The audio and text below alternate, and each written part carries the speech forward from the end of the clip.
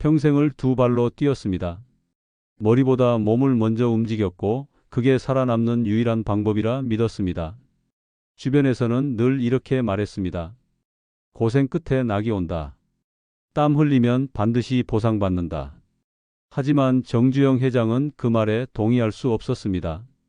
왜일까요? 실제로 경험한 현실은 달랐기 때문입니다. 고생이 길어질수록 오히려 낙은 멀어지는 경우가 많았고 오래 버틴다고 해서 반드시 많이 가지는 것도 아니었습니다. 정주영 회장은 말합니다. 나는 고생으로 부자가 된 게 아니다. 기준으로 버텼고 책임으로 견뎠고 판단으로 벌었다. 고생만으로는 부족합니다. 그건 단지 생존일 뿐입니다. 진짜 부는 생존이 아니라 설계의 결과물입니다. 아무리 힘든 길을 걸어도 방향이 잘못되면 결국 제자리로 돌아오고 아무리 오랜 시간 일해도 명확한 기준이 없다면 그저 같은 일의 반복일 뿐입니다. 성실함은 기본입니다. 하지만 성실함만으로는 전략이 될 수 없습니다. 정주영 회장은 새벽 3시에 일어나 허리를 굽히고 온몸을 던졌지만 그것만으로 부를 쌓았다고 생각하지 않습니다. 그건 단지 출발선에 선 것에 불과했습니다. 진짜 부는 방향과 책임이 만나는 지점에서 만들어집니다. 고생이 나를 만들었다는 말은 반쪽짜리 진실입니다. 정확히 말하자면 정주영 회장을 만든 건 고생 그 자체가 아니라 고생을 견뎌내는 명확한 기준이 있었기 때문입니다. 불확실한 세상 속에서 무엇을 붙잡고 있느냐가 부의 기준을 결정했습니다. 정주영 회장이 신뢰한 사람은 누구였을까요? 무작정 오래 일하는 사람이 아니었습니다. 짧은 시간 일하더라도 정확한 판단을 내리는 사람이었습니다. 얼마나 많은 시간을 투입했느냐보다 어떤 결정을 내렸느냐가 훨씬 중요했습니다. 하지만 많은 사람들이 이 사실을 모릅니다. 고생의 양으로만 승부를 보려 합니다. 허리가 휠 때까지 일하고 손바닥이 갈라질 때까지 벌지만 결국 손에 남는 건 아무것도 없습니다. 왜 그럴까요? 그들은 자신의 시간을 다른 사람이 정한 기준에 맞춰 쓰고 있었기 때문입니다. 남이 만든 잣대, 남이 설계한 시스템, 남이 결정한 보상 구조. 그 위에 자기 인생을 올려놓고 살아가고 있었던 겁니다. 정주영 회장은 그 틀에서 벗어났습니다. 고생의 길이 아니라 스스로 설계한 길을 걷기로 결심했습니다. 처음에는 주변의 비난을 받았습니다. 무작정 뛰지 않으니 게으르다. 가만히 생각만 하니 겁쟁이다. 하지만 시간이 지나자 결과가 모든 것을 증명했습니다. 일의 양이 아니라 기준이 돈을 만든다는 것을, 몸이 아니라 선택이 부를 부른다는 것을, 이 세상은 고생한 만큼 주는 시스템이 아닙니다. 절대로요. 그 착각에서 벗어나야 비로소 진짜 부의 설계가 시작됩니다. 정주영 회장은 분명히 말합니다. 고생은 출발선일 뿐이다. 부는 방향이다. 그리고 그 방향은 결국 스스로 정하는 것이다. 어떤 사람이 말했습니다. 고생은 배신하지 않는다고. 정주영 회장도 한때 그 말에 고개를 끄덕인 적이 있습니다. 하지만 세월이 흐르면서 진실을 깨달았습니다. 배신하지 않는 건 고생이 아니라 올바른 선택이었습니다. 세상은 공정하지 않습니다. 더 오래 일해도 더 적게 가져가는 사람이 있고 더 많이 참아도 아무도 알아주지 않는 순간이 있습니다. 그럴 때마다 정주영 회장은 스스로에게 물었습니다. 내 선택은 옳았는가? 명확한 기준이 있었는가? 부를 만드는 것은 지속 가능한 선택입니다. 순간의 적응이 아닙니다. 감정에 휘둘린 결정이 아닙니다. 분노, 질투, 초조함으로 내린 판단은 결국 비싼 대가를 요구합니다. 정주영 회장은 수많은 대가를 치르고 나서야 깨달았습니다. 선택의 기준에 사람을 포함시켜야 한다는 것을, 돈이 아니라 사람이 중요하다는 것을, 결과가 아니라 태도가 중요하다는 것을, 같이 오래 갈 수 있는 사람인지, 욕심보다 책임을 앞세우는 사람인지, 성공할 때보다 실패할 때 어떤 모습을 보이는 사람인지, 그것이 보이면 일도 보였습니다. 그것이 보이지 않으면 고생만 길어지고 부는 멀어졌습니다. 정주영 회장은 고생보다 사람을 선택했습니다. 사람을 보면 그가 향하는 방향이 보였고 그 방향이 곧 자신의 선택이 되었습니다. 고생 자체를 두려워할 필요는 없습니다. 하지만 의미 없는 고생은 반드시 피해야 합니다. 내가 왜 지금 이 자리를 버티고 있는지 모른다면 그 고생은 그냥 고통일 뿐입니다. 기준 없는 선택, 사람을 고려하지 않은 결정. 그런 것들은 아무리 열심히 해도 부로 이어지지 않습니다. 정주영 회장은 하나의 원칙을 세웠습니다. 나를 소모하지 않는 선택만 하자. 그리고 나를 성장시키는 사람만 곁에 두자. 이 기준만 지켜도 인생은 손해보지 않습니다. 그리고 이 기준 위에 서면 고생은 자산이 되고 실패는 다음 설계의 밑거름이 됩니다. 정주영 회장은 고생 자체를 줄이려 하지 않았습니다. 단지 헛된 고생을 반복하지 않기로 했을 뿐입니다. 그 작은 차이가 부에 큰 차이를 만들어냈습니다. 똑같이 일하는데도 누구는 부를 쌓고 누구는 잃어갑니다. 그 차이는 무엇일까요? 바로 기준입니다. 선택의 기준이 고생의 가치까지 바꿉니다. 처음에는 정주영 회장도 무작정 버텼습니다. 안 되면 더 하고, 모르면 더 배우고, 넘어지면 더 빨리 달렸습니다. 그게 정답이라고 믿었습니다. 남들보다 더 열심히 살면 반드시 남들보다 나아질 거라 생각했습니다. 새벽 4시에 일어나 밤 12시에 잠들었습니다. 주말도 없었고 쉬는 날도 없었습니다. 1년, 2년, 3년을 그렇게 보냈습니다. 주변에서는 칭찬했습니다. 정말 대단하다.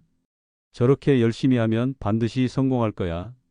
하지만 현실은 달랐습니다. 통장 잔고는 늘지 않았고 빚은 줄어들지 않았습니다. 앞으로 나아가는 것 같지 않았습니다. 그저 제자리에서 바쁘게 뛰고 있을 뿐이었습니다. 그때 깨달았습니다. 열심히 사는 건 쉽다. 남들과 다르게 사는 게 어렵다. 사람은 버티는 것에 익숙합니다.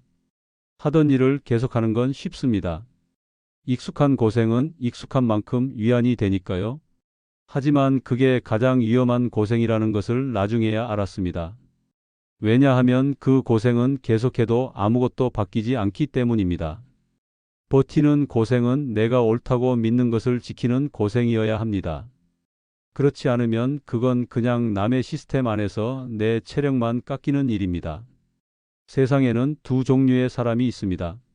시스템을 만드는 사람과 그 안에서 허리를 굽히는 사람. 정주영 회장은 두 번째가 되지 않기로 결심했습니다. 지금 당장 버티는 게 중요한 게 아닙니다. 이 고생이 나를 자유롭게 만들 수 있는가? 그걸 따져야 합니다. 자유를 향하지 않는 고생은 종속입니다. 그리고 종속은 언제나 삶의 선택권을 빼앗아 갑니다. 정주영 회장은 행동의 기준을 완전히 바꿨습니다. 힘든가? 보다 바뀌는가? 를 기준으로 삼았습니다. 지금의 행동이 과거를 반복하는 건지 미래를 설계하는 건지 물었습니다. 단 한 걸음이라도 방향을 바꿀 수 있다면 그 고생은 가치가 있습니다. 그게 아니라면 버티는 게 아니라 길을 잘못 든 겁니다. 어느 날 정주영 회장은 자신의 하루를 꼼꼼히 기록해 봤습니다. 아침부터 저녁까지 무엇을 했는지, 시간을 어디에 썼는지 말입니다. 그리고 충격을 받았습니다. 하루 12시간을 일했는데 정작 의미 있는 일은 2시간도 되지 않았습니다. 나머지 10시간은 무엇이었을까요? 남이 시킨 일, 급하다며 떠넘겨진 일, 관성적으로 반복한 일. 자신의 방향과는 전혀 관계없는 일들로 채워져 있었습니다. 그날부터 모든 것이 바뀌었습니다. 정주영 회장은 시스템을 바꿨습니다. 사람을 바꿨고, 기준을 바꿨고, 일하는 방식 자체를 바꿨습니다. 하던 대로 하지 않았습니다. 그게 무섭고 두려웠지만 결국 그 한 번의 변곡점이 모든 것을 바꿔 놓았습니다. 고생은 구조를 바꿀 때 자산이 된다. 그게 아니면 그저 지나가는 풍경일 뿐이다. 정주영 회장은 시간을 쓰고 있는 게 아니라 기준을 쌓고 있다고 생각했습니다. 그 기준을 바꾸는 순간 모든 판단이 달라졌습니다. 그리고 그 판단들이 모여 하나의 부로 이어졌습니다. 사람들이 물었습니다. 왜 그렇게 힘든데 그만두지 않습니까? 정주영 회장은 답했습니다. 이건 힘든 게 아닙니다. 이건 바꾸는 중입니다. 그리고 저는 그걸 위해 살아왔습니다. 사람들은 말합니다. 고생이 밑거름이다라고. 하지만 정주영 회장은 다르게 생각합니다. 밑거름이 되려면 뿌릴 씨앗이 있어야 한다. 고생만 있고 방향이 없으면 그건 그냥 진창이다. 정주영 회장은 똑같은 실수를 수없이 반복하며 이 진리를 체험했습니다. 일찍 일어나고 늦게까지 남고 남들보다 2배로 일했지만 결과는 늘 제자리였습니다. 왜 그랬을까요? 그때는 몰랐지만 지금은 압니다. 결과는 얼마나 고생했느냐가 아니라 어떤 구조 안에서 일했느냐로 결정됩니다. 두 사람이 있습니다. 어는 하루 12시간 일합니다. B는 하루 6시간만 일합니다. 누가 더 성공할까요? 대부분 어라고 답하겠지만 정답은 알 수 없다입니다. 왜냐하면 중요한 건 시간이 아니라 구조이기 때문입니다.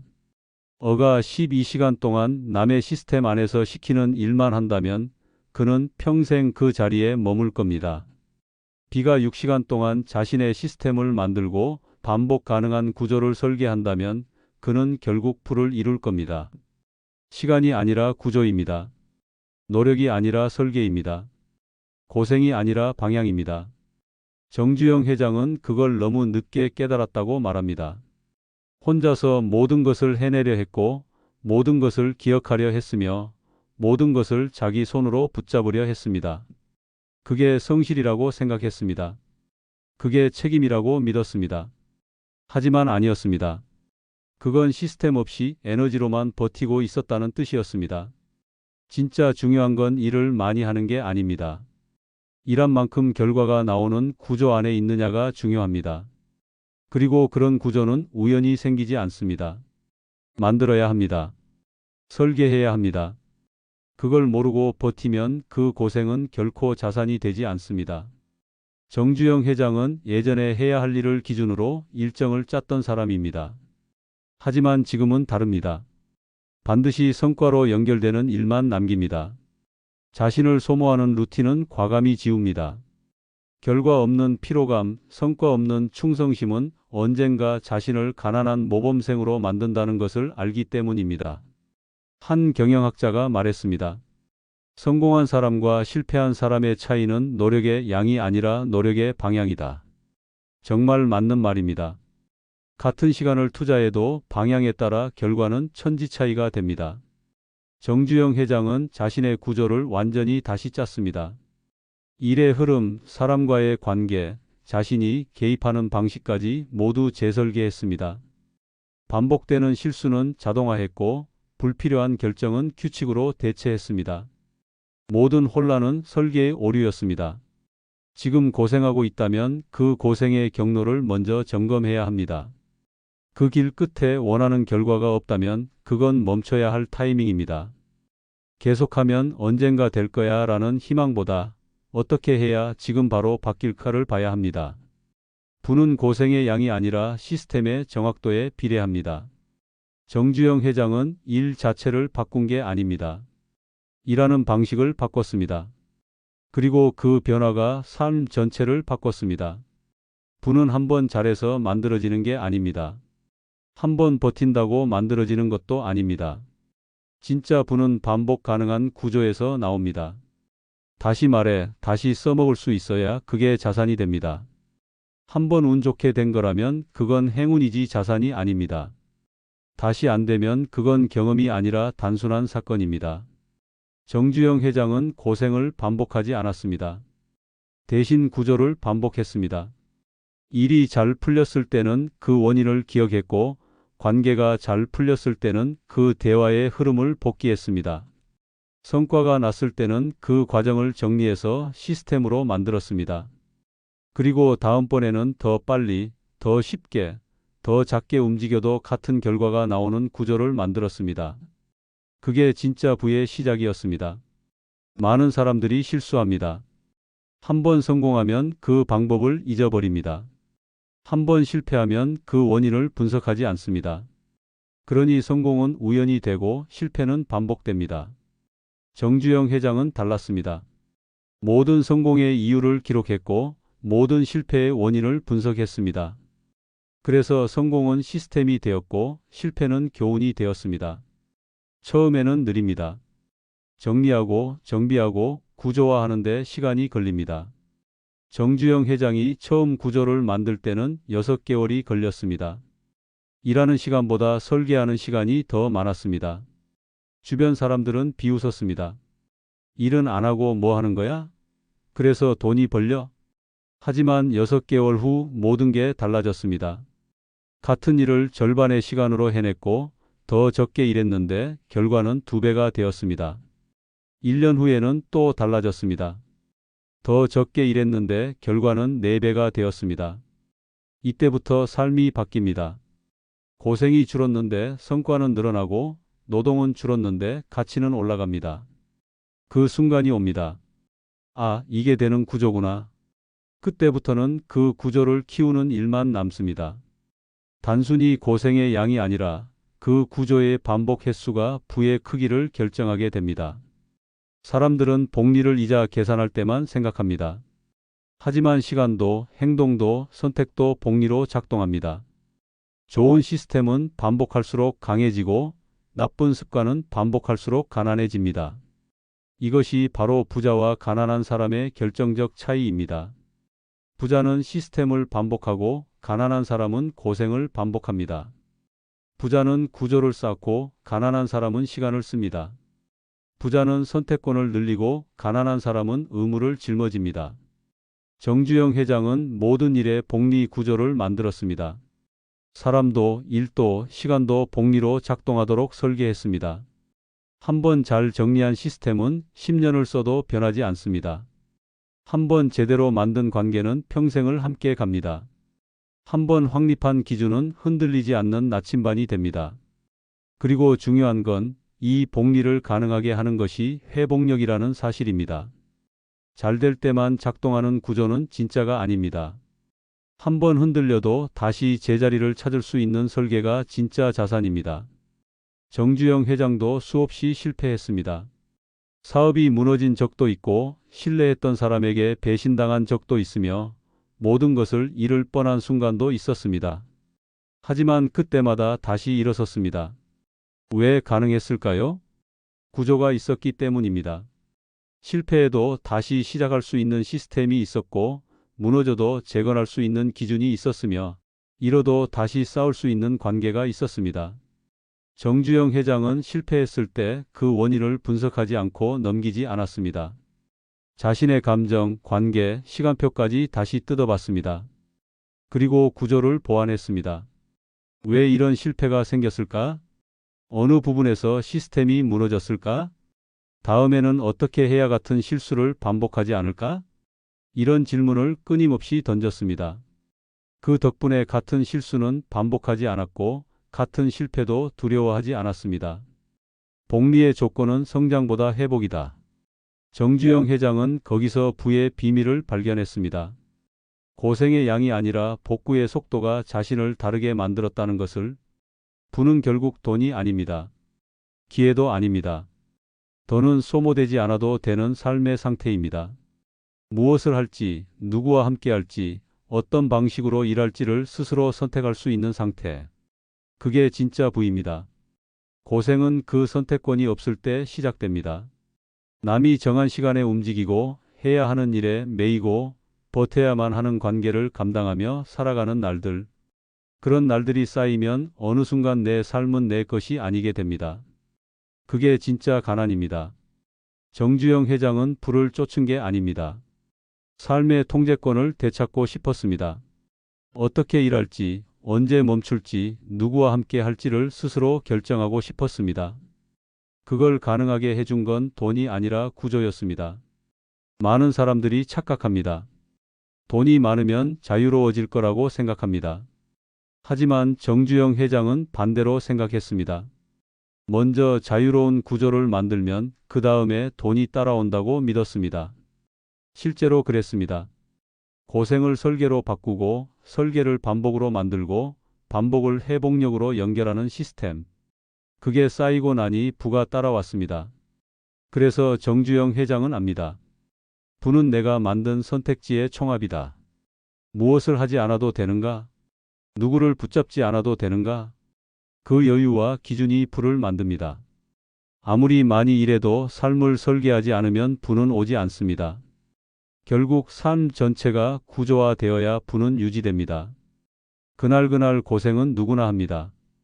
하지만 그 고생을 쌓아 삶을 설계로 바꾸는 사람만이 부를 갖습니다. 정주영 회장은 아침마다 스스로에게 물었습니다. 지금 내가 하는 이 일이 내 삶을 바꾸는 설계인가? 아니면 그저 버티기 위한 고생인가? 그 질문이 그를 바꿨습니다.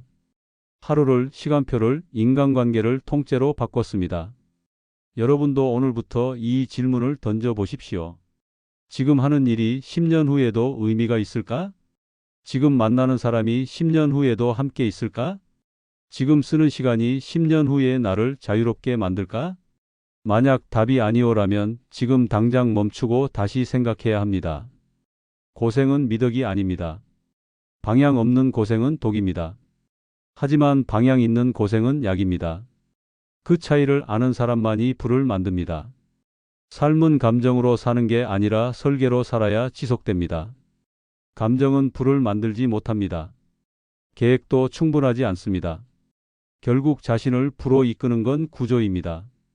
그 구조가 무너지면 모든 것이 무너집니다. 돈도, 사람도, 시간도. 감정으로 일하는 사람은 기분에 따라 흔들립니다. 오늘은 열심히 하다가 내일은 지쳐 쓰러집니다. 계획으로 일하는 사람은 조금 낫습니다.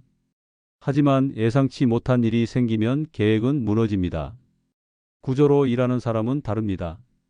예상치 못한 일이 생겨도 구조가 받쳐줍니다. 지칠 때도 힘들 때도 구조가 대신 움직여줍니다. 그래서 정주영 회장은 구조부터 세웠습니다. 고생하지 않기 위해서가 아니라 고생이 쌓여도 결국 결과로 이어지게 만들기 위해서였습니다. 이제는 압니다. 지금의 고생이 어디를 향하는지 분명하다면 버티는 것도 두렵지 않습니다. 사방이 막혀 있는 것 같아도 그 안에 설계가 있다면 그건 갇힌 게 아니라 쌓이고 있는 것입니다. 그 설계가 하루를 만들고 그 하루가 반복을 만들고 그 반복이 기준을 만들고 그 기준이 결국 삶 전체를 움직이기 시작합니다. 그때부터 고생은 노동이 아니라 투자입니다. 버티는 게 아니라 쌓는 것입니다. 불확실한 희망이 아니라 구조화된 확신입니다. 그리고 그 순간부터 삶이 달라집니다. 같은 일을 해도 결과가 달라지고 같은 하루를 살아도 남는 게 달라집니다. 생각해 보십시오. 지금 당신이 하고 있는 고생은 어떤 고생입니까? 방향이 있는 고생입니까? 아니면 그냥 버티기 위한 고생입니까? 당신의 시간이 자산으로 쌓이고 있습니까? 아니면 그저 흘러가고 있습니까? 그 모든 것을 가능하게 하는 건 고생의 양이 아니라 삶을 바라보는 방식입니다. 방향 없는 고생은 사람을 무너뜨리지만 방향 있는 고생은 사람을 키웁니다. 고생을 구조로 바꿔낸 사람만이 결국 부를 쌓습니다. 정주영 회장이 우리에게 남긴 가장 중요한 교훈은 이것입니다. 고생 자체를 두려워하지 말되 의미 없는 고생은 반드시 피하라는 것. 열심히 사는 것도 중요하지만 올바른 방향으로 사는 것이 더 중요하다는 것. 시간을 많이 쓰는 것보다 그 시간으로 구조를 만드는 것이 더 가치 있다는 것. 그것이 곧 당신의 부입니다.